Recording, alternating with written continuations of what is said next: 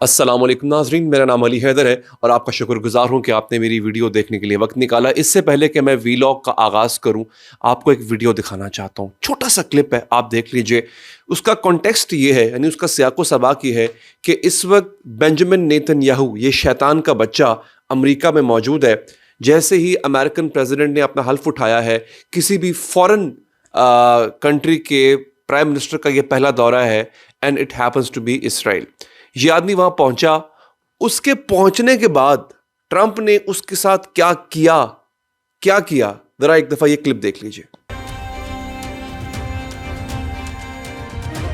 हाँ जी, ये क्लिप देख लिया आपने, कैसे कुर्सी आगे कर रहा है ट्रंप।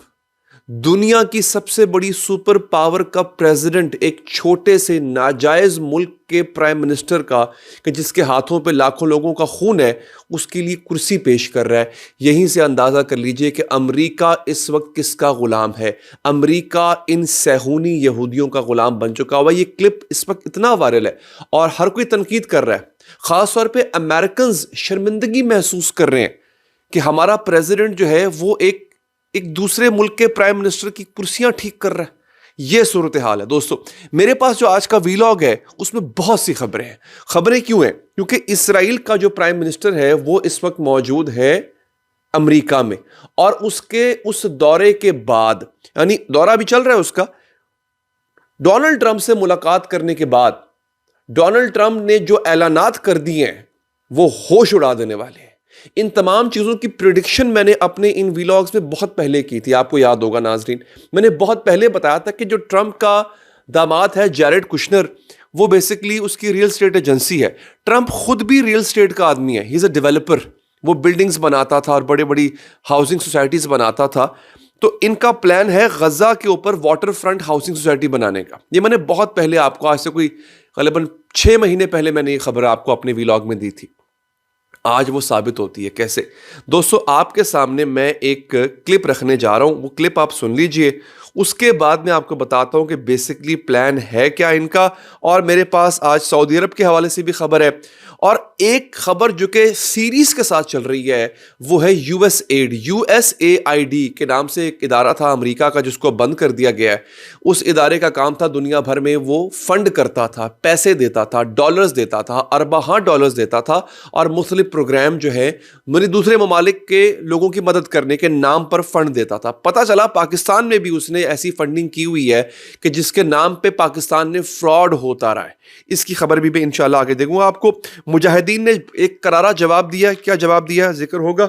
अच्छा, हाँ जी, इलॉन मस्क की करप्शन भी बेनकाब हुई है, इस पर भी बात करेंगे दोस्तों। उसने कितने पैसे लगाए ट्रंप की इलेक्शन कैंपेन पर और कितने कमाए, इस पर मैं बात करता हूं। पहले जरा आपको एक क्लिप दिखाता हूं, वो क्लिप देख लीजिए। डोनाल्ड ट्रंप ने बेंजामिन नेतन्याहू को अपने साथ बिठा के एक ऐलान कर दिया है। वो ऐलान मैं आपको सुनवाता हूं। 2 क्लिप्स है मेरे पास, जरा सुन लीजिए। आप लोग हैरान हो जाएंगे कि हो क्या रहा है। अच्छा, अब ये मैं आपको क्लिप सुनाता हूं और उसके बाद आपको अंदाजा होगा कि होने क्या जा रहा है। ट्रंप से पूछा गया कि आप करेंगे क्या, गजा के साथ क्या करेंगे? तो कहता है Trump says that they will rebuild Gaza where the Palestinians will not be able to return. हम गजा को दोबारा से बनाएंगे। और कैसे बनाएंगे? ऐलान ये किया ट्रंप ने कि हम गजा की ओनरशिप लेने जा रहे हैं। गजा अमेरिका के कब्जे में जाने जा रहा है। इसराइल गजा का जो कॉन्ट्रैक्ट है, नाजायज कॉन्ट्रैक्ट, वो अमेरिका को दे रहा है। और डोनाल्ड ट्रंप ने बाकायदा इस बात का ऐलान किया है that we are going to take the ownership. ये मेरे पास एक छोटा क्लिप और एक बड़ा क्लिप है। मैं पहले आपको छोटा क्लिप सुना देता हूं, फिर जो मेन क्लिप है, बड़ा क्लिप है, उसके ऊपर जो है वो मैं जाऊंगा। नाजरीन, ये सुनिए जरा। Thank you, Mr. President, Mr. Prime Minister. You are talking tonight about the United States taking over a sovereign territory. What authority would allow you to do that? Are you talking about a permanent occupation there, redevelopment? And Mr. Prime Minister, do you see this idea as a way to expand the boundaries of Israel and to have a longer peace, even though the Israeli people know how important that land is to you and your citizens, just as the space is inherited by the Palestinians as well? I do see a long-term ownership position, and I see it bringing great stability to that part of the Middle East and maybe the entire Middle East. And everybody I've spoken to, this was not a decision made lightly. Everybody I've spoken to loves the idea of the United States owning that piece of land, developing and creating thousands of jobs with something that will be magnificent. ये सुन लिया नाजरीन आपने। अब सूरत हाल ये है, पूछा गया Trump से कि क्या आप गजा की परमानेंट ऑक्यूपेशन का इरादा रखते हैं, क्या आप गजा में हमेशा के लिए घुसने वाले हैं? तो उसका जुमला सुनिएगा, I do see a long term ownership position. मैं हमेशा लॉन्ग टर्म ओनरशिप, मैं एक लंबे अरसे तक ओनरशिप लेना चाहता हूं, मैं ओन करूंगा, मैं मेरे पास मलकियत होगी गजा की। ट्रंप ये कह रहा है। अब आपको प्लान समझ आ गया? ये दहशतगर्दी, हमास के खिलाफ जंग, ये सब झूठ था। It's all business. मैंने आपसे कहा था ये गजा, बेसिकली गजा प्राइम तरीन लोकेशन पर है। मैंने 6 महीने पहले खबर दी थी कि इसका अपना दामाद भी रियल एस्टेट में इस वक्त है और उसके जरिए ये गजा को खाली करवाएंगे। अब खाली करवा के वहां पे ये बड़ी बड़ी बिल्डिंग्स और हाउसिंग सोसाइटियां बनाएंगे और ये दुनिया के अमीर तरीन लोगों को बेचेंगे। और ये फलस्तीनी कहां जाएंगे दोस्तों? आपको याद होगा इससे पहले इन्होंने ऐलान किया था कि उर्दन और मिस्र फलस्तीनियों को ले ले। वो 20 लाख लोग हैं, उनको जमा कर ले वहां पे। उन्होंने इनकार कर दिया, उन्होंने इनकार कर दिया। इसका जवाब ट्रंप ने क्या दिया? आज ट्रंप से यही सवाल पूछा गया कि आप जो कहते हैं कि मिस्र और उर्दन ले ले, तो वो तो मना कर रहे हैं। अब जरा ट्रंप की बदमाशी चेक करें आप, ये बदमाशी देखें आप। वो कहता है, पहली बात तो वो कहता है कि जनाब हमें जो है ना वो कोई रोक नहीं सकता। उसके जुमले हैं ट्रंप के।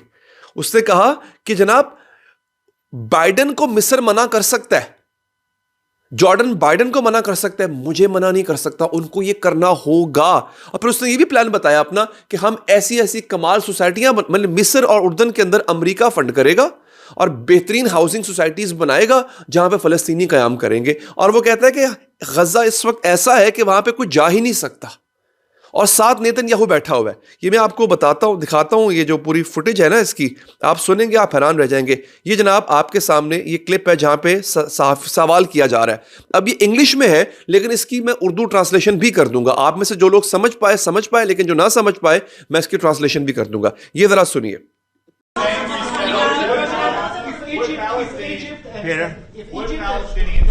Would Palestinians have the right to return to Gaza if they left while the rebuilding was happening? It would be my hope that we could do something really nice, really good, where they wouldn't want to return. Why would they want to return? The place has been hell. It's been one of the meanest, toughest places on earth. And right now, I've seen every picture from every angle, better than if I were there. And nobody can live there. You can't live there. So if we can build them through massive amounts of money supplied by other people, very rich nations, and they're willing to supply it. If we can build something for them in one of the countries, and it could be Jordan, and it could be Egypt, it could be other countries, and you could build 4 or 5 or 6 areas. It doesn't have to be one area, but you take certain areas and you build really good quality housing, like a beautiful town, like someplace where they can live and not die, because Gaza is a guarantee that they're going to end up dying. The same thing's going to happen again. It's happened over and over again, and it's going to happen again as sure as you're standing there, Peter. So I hope that we could do something where they wouldn't want to go back. Who would want to go back? They've experienced nothing but death and destruction. If Egypt and Jordan tell you no, what will you do then? Well, I don't think they're going to tell me no. I don't think they're going to tell me. I think they're going to tell Biden no, and I think they're going to tell other people no. So you think it will happen at the end? I think there's a good chance. Yeah, How I'd like many to see it people are you thinking about? All of them. I mean, we're talking All of the about guys. probably 1,000,007 people, 1,000,007, maybe 1,000,008. But I think all of them. I think they'll be resettled in areas where they can live a beautiful life and not be worried about dying every day. ये गुफ्तगू सुन लिया आपने Donald Trump की? वो कह रहा है कि जॉर्डन और मिस्र करेंगे ये काम, उन्हें करना पड़ेगा। यानी आप यहीं से इसकी बदमाशी का अंदाजा लगाएं। और साथ बैठा ये जो आपका नेतन्याहू है वो स्माइल कर रहा है। आपने देखा उसको? उसके चेहरे पे कैसी शैतानी मुस्कुराहट थी इस आदमी के चेहरे पे। यही है ये यहूदी लॉबी। हमें लगा था ट्रंप आएगा तो मामलात को बेहतर कर देगा, उससे भी बदतर निकला। ये बाइडेन से भी बदतर निकला है ट्रंप बेसिकली। अब मेरे पास कुछ और खबरें हैं, उसका मैं आपको एक सीधा जो इसका एक खुलासा है नाज़रीन वो आपको दे देता हूं। नाज़रीन, मुजाहिदीन ने इसका जवाब दिया। उन्होंने कहा है कि तुम्हें 15 महीने लग गए थे हमास को ख़त्म करने में, कुछ नहीं कर सके तुम हमास का। तुम्हें क्या लगता है गजा खाली करवा लोगे तुम? ये इनका प्लान है, एक इनकी चाहत है, एक ऊपर वाले की चाहत है, ये इनका प्लान है। इतना आसान नहीं होगा गजा को खाली कराना। उसके बाद नाज़रीन, इसराइल की जो है ना पास एक छोटा सा टुकड़ा है। अब यहां पे मैं एक और बात बता दूं आपको, ग्रेटर इसराइल की बात भी आपको याद होगा मैंने बहुत पहले कर दी थी। उस पर भी ट्रंप ने अपना एक बयान दिया है और ये बड़ा एक हैरानकुन बयान है। वो कहता है, जनाब ये सुनिए जरा, ये जरा क्लिप देख लीजिए, छोटा सा क्लिप है 32 सेकंड का, जरा देखिए जरा। It's a small country in terms of land. See this pen, this wonderful pen? My desk is the Middle East.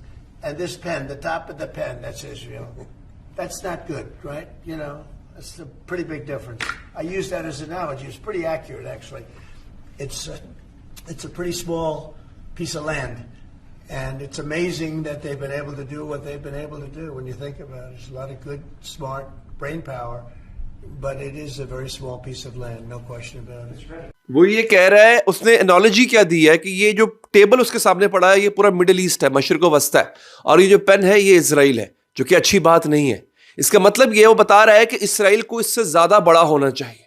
तो वो जो ग्रेटर इसराइल का कॉन्सेप्ट है, वो जो पहले जिसका मैं जिक्र कर चुका हूं कि अमेरिका और इसराइल ग्रेटर इसराइल के पूरे कॉन्सेप्ट पे काम कर रहे हैं, और बैद नहीं है, दूर नहीं है कि बहुत जल्द सऊदी अरब इसकी जद में आएगा। सऊदी अरब पे हमला होगा, इराक पर हमला होगा, उर्दन को अब खींच लिया जाएगा, मिस्र को खींच लिया जाएगा। इन तमाम जगहों पर हमले की तैयारी हो चुकी हुई है नाज़रीन। आज या कल आपको मैं ही खबर सुना रहा हूंगा कि बाकायदा तौर पे इन इलाकों पे हमला कर दिया गया है। ऐसी मजीद वीडियोस के लिए चैनल को अभी सब्सक्राइब कीजिए। अपना ख्याल रखिए। अल्लाह ने के बाद।